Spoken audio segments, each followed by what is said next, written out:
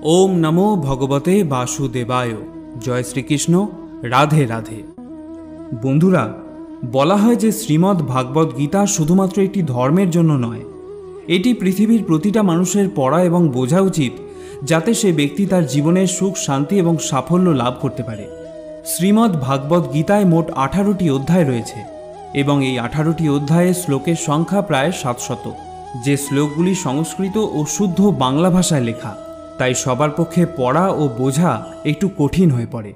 ताई आजकेर एई भिडियोते सहज बांगलाय श्रीमद् भागवत गीतार 111टी बाणीर कथा आपनादेर बोलबो, जे बाणीगुली मनुष्य जीवनेर प्रतिटी पदक्षेपे अति प्रयोजनीय। एई बाणीगुली शुनले आपनि श्रीमद् भागवत गीतार प्रकृत अर्थ बुझते पारबेन।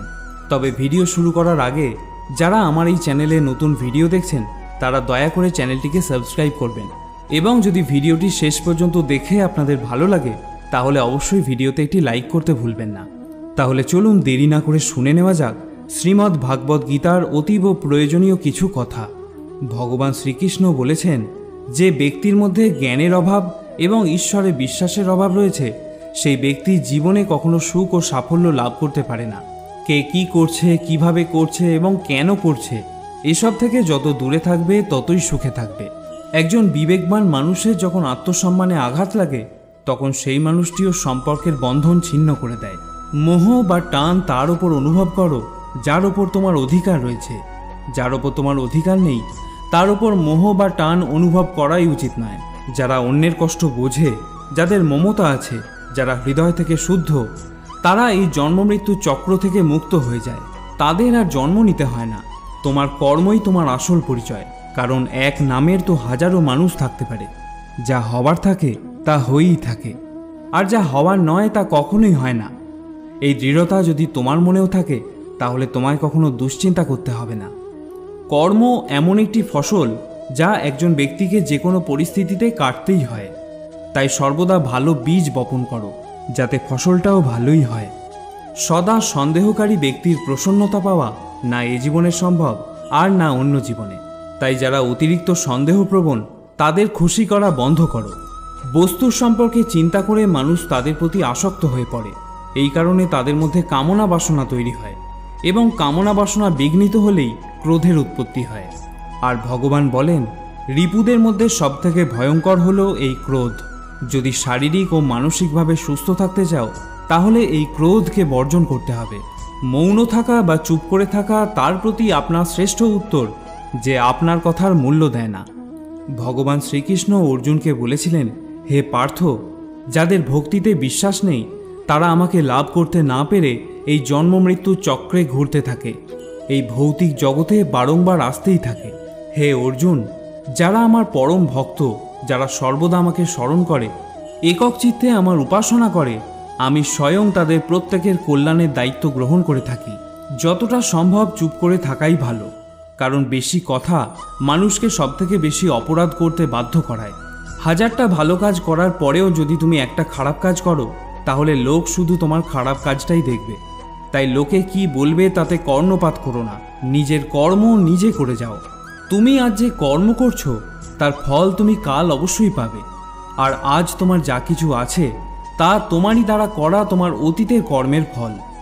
ভগবান বলেন, তোমার অতীত পরিবর্তন করার ক্ষমতা তো আমার নেই, কিন্তু তুমি যদি চাও তোমার বর্তমানের কর্মের দ্বারা তোমার ভবিষ্যৎ আমি অবশ্যই পরিবর্তন করতে পারবো। হে পার্থ, আমি কারোর ভাগ্য তৈরি করি না, সবাই তাদের ভাগ্য নিজে তৈরি করে। ভালো কর্ম সেটা নয় যার ফল সবসময় ভালো হয়। ভালো কর্ম তো সেটা যার উদ্দেশ্য কখনো খারাপ হয় না। আর ভালো উদ্দেশ্য নিয়ে করা কাজ কখনো বৃথা যায় না। কোনো একটি কাজ করার আগে অবশ্যই চিন্তা করা উচিত, কিন্তু চিন্তা এতটা করা উচিত নয় যাতে ওই কাজটাই নষ্ট হয়ে যায়। কারণ প্রয়োজনের বেশি চিন্তা দুশ্চিন্তায় পরিবর্তন হয়ে যায়।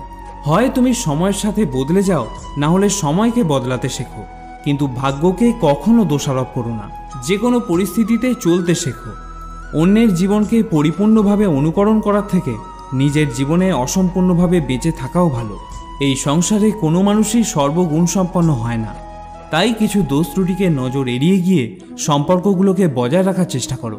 তোমার কেবল তোমার কর্ম করার উপরে অধিকার আছে, কিন্তু কর্মের ফলে তুমি অধিকারী নও। না তো তুমি নিজেকে তোমার কর্মের ফলের কারণ বলে মনে করবে, আর না কখনো কোনো কর্ম না করার প্রতি আসক্ত হবে। ভগবান শ্রীকৃষ্ণ বলেছেন, ন কর্মণা মনা রম্ভান নৈষ্কর্মং পুরুষ স্নুতে ন চ সন্ন্যাস না দেব সিদ্ধং সমাধি গচ্ছতি। অর্থাৎ কেবল কর্মের অনুষ্ঠান না করার মাধ্যমে কর্মফল থেকে মুক্ত হওয়া যায় না, আবার কর্মত্যাগের মাধ্যমেও সিদ্ধি লাভ করা যায় না। ন হি কশ্চিৎ ক্ষণমপি জাতু তিষ্ঠত্ব কর্মকৃত কার্যতে হবশ কর্মসর্ব প্রকৃতির জয়ীর গুণই। সকলেই মায়ার দ্বারা প্রভাবিত হয়ে নিজের নিজের কর্ম করে যাচ্ছে। কর্ম না করে তুমি এক মুহূর্তও থাকতে পারবে না। মানুষ কখনো ভালো বা মন্দ হয় না, ভালো বা মন্দ হয় তার কাজ, আর মানুষের কর্ম অনুযায়ী সে তার ফলও পায়। যখন কোনো সমস্যার জন্ম হয়, সাথে সাথে তার সমাধানেরও জন্ম হয়। তাই সমাধান বের করতে চেষ্টা করো, আজ না হলে কাল তা অবশ্যই বের হবে। অর্জুনের তীরের মতো মরুভূমির থেকেও জল বেরিয়ে আসবে। যখন আমাদের মন দুর্বল হয় তখন পরিস্থিতি একটি সমস্যা হয়ে দাঁড়ায়, আর যখন মন স্থিতিশীল থাকে তখন পরিস্থিতি একটি পরীক্ষা হয়ে দাঁড়ায়, আর যখন আমাদের মন মজবুত হয় তখন পরিস্থিতির সুযোগ তৈরি করে দেয়। আমরা তো জীবনে অনেক ভুল করেই থাকি, কিন্তু জীবনের সবথেকে বড় ভুল হলো সেটা যেটা থেকে আমরা কিছু শিখতে পারি না।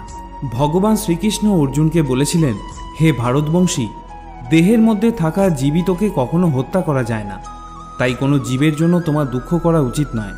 মানুষের মানবতা ঠিক সেই সময় নষ্ট হয়ে যায় যখন সে অন্যের দুঃখে আনন্দ পেতে শুরু করে। সময় আমাদের শেখায়, না তো জীবন কারোর জন্য সারা জীবন অপেক্ষা করবে, না তো কেউ তোমার জন্য সারা জীবন অপেক্ষা করবে। এই পৃথিবীতে সময় আর জীবন কারোর জন্য থেমে থাকে না। জীবনও তার সাথেই খেলে যে খেলোয়াড় শ্রেষ্ঠ প্রকৃতির হয়। কষ্ট সবার একই রকম হয়ে থাকে, কিন্তু আত্মবিশ্বাস প্রত্যেকের ভিন্ন ভিন্ন হয়। কেউ হতাশ হয়ে হাল ছেড়ে দিয়ে ছিন্ন ভিন্ন হয়ে যায়, তো কেউ সংগ্রাম করে আবার জ্বলে ওঠে।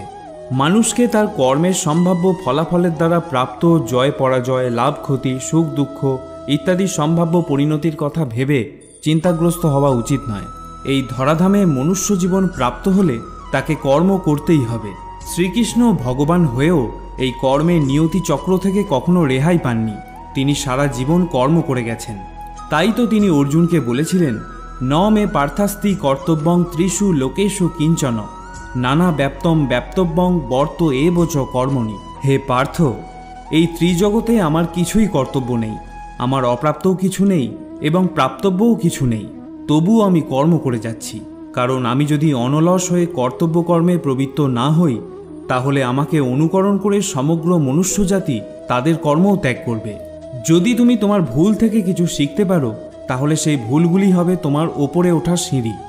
আর যদি তুমি তোমার ভুল থেকে কিছু শিখতে না পারো, তাহলে সেই ভুলগুলি সমুদ্র হয়ে যাবে। এখন সিদ্ধান্ত সম্পূর্ণ তোমার, তুমি ওপরে উঠবে নাকি নিচে ডুববে। মানুষ হলো নশ্বর দেহের অধিকারী।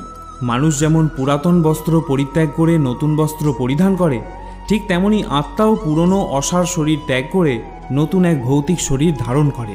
তাই কারোর জন্য তোমার শোক করা উচিত নয়। মনে রেখো, শরীর নশ্বর হলেও আত্মা অবিনশ্বর হয়। এই আত্মাকে অস্ত্র দ্বারা ছেদন করা যায় না, জল দ্বারা সিক্ত করা যায় না, বাতাস দ্বারা শুষ্ক করা যায় না, আবার অগ্নি দ্বারা দগ্ধও করা যায় না। তাহলে কিসের এত শোক, কিসের এত চিন্তা? জীবনের সমস্যাগুলো ততটা শক্তিশালী হয় না যতটা আমরা আগে থেকে মনে করে নিই। কখনো কি শুনেছ যে অন্ধকার সকাল হতে দেয়নি? এটা জরুরি নয় যে প্রত্যেকবার তোমার কথাকে সঠিক বলেই মনে করা হবে। তাই মাঝে মাঝে নিশ্চুপ থাকতেও শেখো। যে যত শান্ত প্রকৃতির হয়, সে ততই গভীরভাবে তার বুদ্ধির প্রয়োগ করতে পারে। সমালোচনাকে ভয় পেয়ে কখনোই নিজের লক্ষ্য ত্যাগ করবে না, কারণ যারা সমালোচনা করে তাদের মতামত লক্ষ্য অর্জনের সাথে সাথেই পরিবর্তন হয়ে যায়। তোমার পরাজয় এবং জয় তোমার চিন্তার ওপরেই নির্ভর করে। যদি তুমি মেনে নাও, তবে তোমার পরাজয়ই হবে, কিন্তু যদি তুমি দৃঢ় প্রতিজ্ঞ হও, তাহলে তুমি বিজয়ী হবে। সবথেকে বিচক্ষণ ও স্থির মনের মানুষ তারাই হয় যারা সফলতায় গর্বিত হয় না, আবার ব্যর্থ হলে দুঃখে ডুবেও যায় না। যদি তোমার প্রশংসা করা হয়, তবে তোমার আরও সতর্ক হওয়া দরকার। জীবনে কখনো কারোর সঙ্গে নিজেকে তুলনা করবে না। মনে রাখবে, তুমি যেমনই হও সেটাই সর্বশ্রেষ্ঠ। যে মানুষ মনকে জয় করতে শিখেছে, তার কাছে তার মনই সবথেকে ভালো বন্ধু, কিন্তু যে এটা করতে পারে না, তার কাছে তার মন সবথেকে বড় শত্রু হয়ে ওঠে। জীবনে যে নেতিবাচক চিন্তা আসবে এটা নিশ্চিত, কিন্তু এটা তোমার ওপর নির্ভর করে যে তুমি তাদের কতটা গুরুত্ব দেবে। সর্বদা মনে রাখবে, ভালো দিন পাওয়ার জন্য তোমাকে খারাপ দিনের সাথে লড়াই করতেই হবে। জীবনে কোনো কিছুই চিরস্থায়ী নয়, তাই কঠিন সময়ে কখনো ভেঙে পড়ো না। খুব তাড়াতাড়ি সমস্যার মেঘ কেটে গিয়ে সমাধানের সূর্যের উদয় হবেই, কারণ এই পৃথিবীতে সবকিছুই পরিবর্তনশীল। যে ব্যক্তি মনকে জয় করতে শিখেছে সে ইতিমধ্যেই পরমাত্মাকে লাভ করতে শিখেছে। এমন ব্যক্তির কাছে সুখ দুঃখ, শীত গরম, সম্মান অসম্মান সবই একরকম। যে যাই বলুক না কেন, নিজেকে সবসময় শান্ত রাখার চেষ্টা করো, কারণ সূর্যের উত্তাপ যতই প্রখর হোক না কেন, তাতে সমুদ্রের জল কখনো শুকিয়ে যায় না।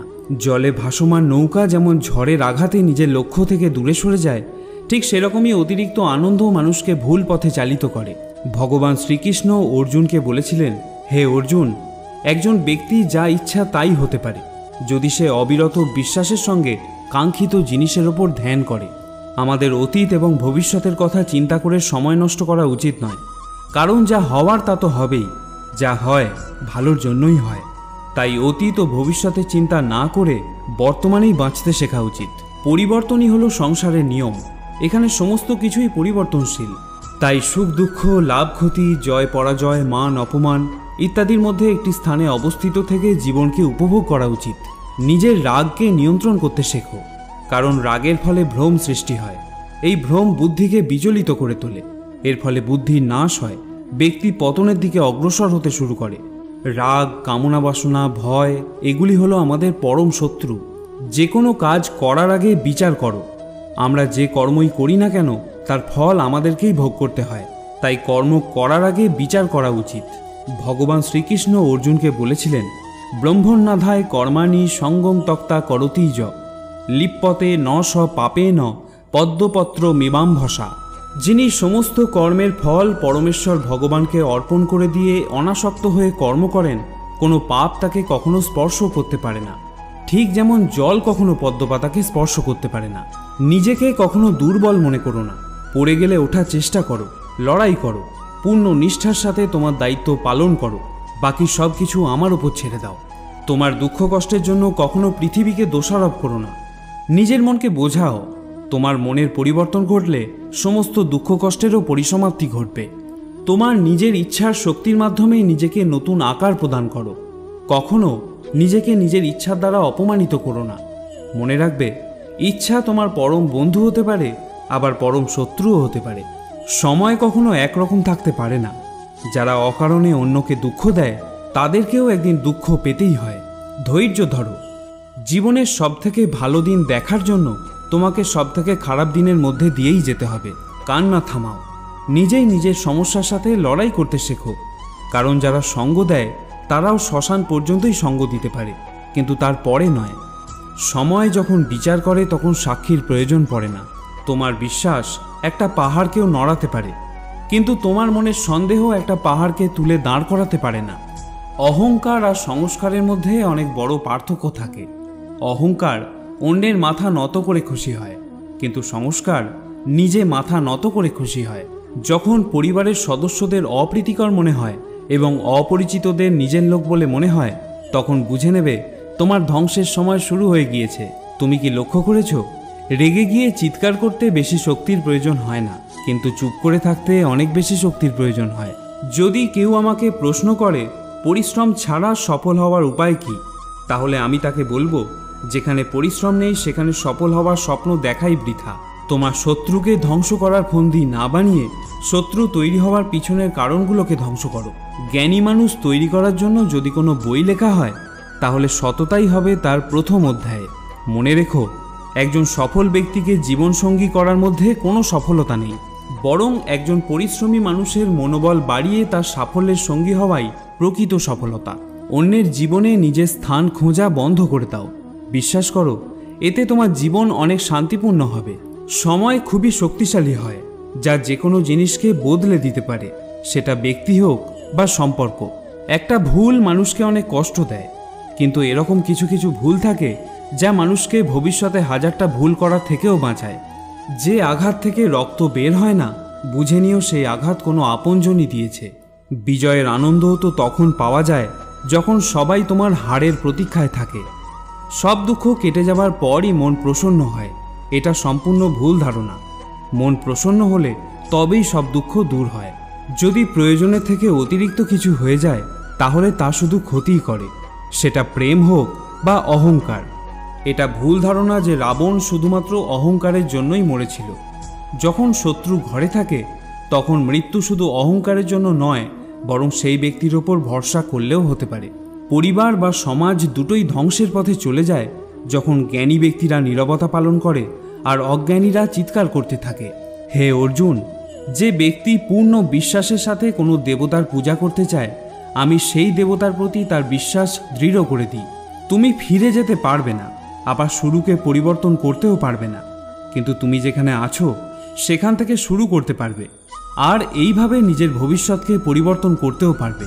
পরিশেষে একটা কথাই বলবো, যখন বিশ্বাস ভঙ্গ হতে শুরু করবে, যখন জীবনে কোনো পথ দেখতে পাবে না, তখন শ্রীমদ্ ভাগবত গীতার আশ্রয় নেবে। শ্রীমদ্ ভাগবত গীতা হলো একটি দর্শন, এখানে জীবনের সব প্রশ্নেরই উত্তর পাওয়া যায়। তাহলে বন্ধুরা, আজকের এই ভিডিও এখানেই শেষ করলাম। যদি ভিডিওটি আপনাদের ভালো লেগে থাকে তাহলে একটি লাইক করতে ভুলবেন না, আর যারা চ্যানেলে নতুন ভিডিও দেখছেন তারা অনুগ্রহ করে চ্যানেলটিকে সাবস্ক্রাইব করবেন। আবার দেখা হবে পরে আরেকটি ভিডিওতে। ততক্ষণের জন্য ভালো থাকুন, সুস্থ থাকুন। জয় শ্রীকৃষ্ণ। রাধে রাধে।